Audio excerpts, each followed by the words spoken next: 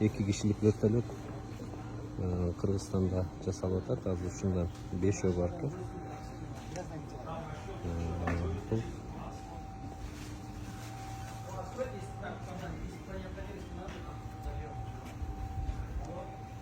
Бул кабинкасы жок, ачык.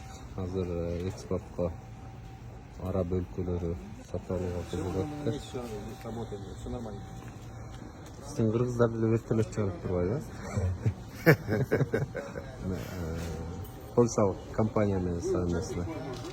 Комплектующие Польшадан, да? А сборка с жерде. Союзбек Салиев, жер шарын айланып учкан кыргызстандык учкуч. Былтыр Манас ордени менен сыйланган. Герман Герстеллауэр, главный руководитель проекта компании «Шумкар». Союзбек, сиз учуп жүрөсүз да, кандай мүнөздөмө бересиз мына вертолеттерге? Булар гирокоптер дейт, автожир орусча.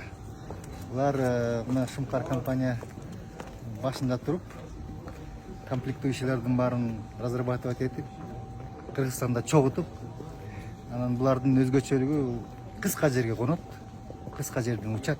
Анан биздин шахтага, тоолуу шахтарга да ыңгайлуу да. Буну кызыгып алам дегендер канча убакытта үйрөнүп алса болот?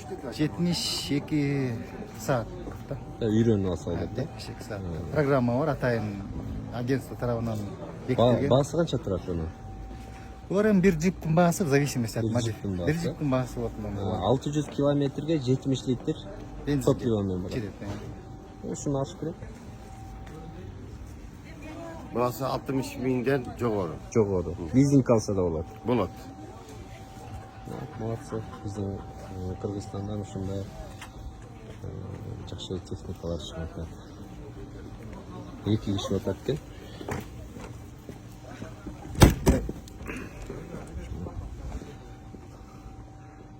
Оңой эле үйрөнүп алса болот экен. Bir заправка менен канча аралык уча алат? 600 километр. 600 километрге уча алат. 600 километрди канча саатта жетет? 3 саатта жетет. 3 саатта. Ошко машина менен 10 саатта жетсең, буну менен 3 саатта жетет. Скорость канча болот? Ылдамдыгы? Средняя скорость ылдамдыгы 130-120 километр. Эми андан да ылдамыраак жүрсө болот, бирок анда топливо көбүрөөк кетип калат да. Бензин көбүрөөк кетип калат. Экономичный режим менен жетсе болот. Рахмат, ийгилик.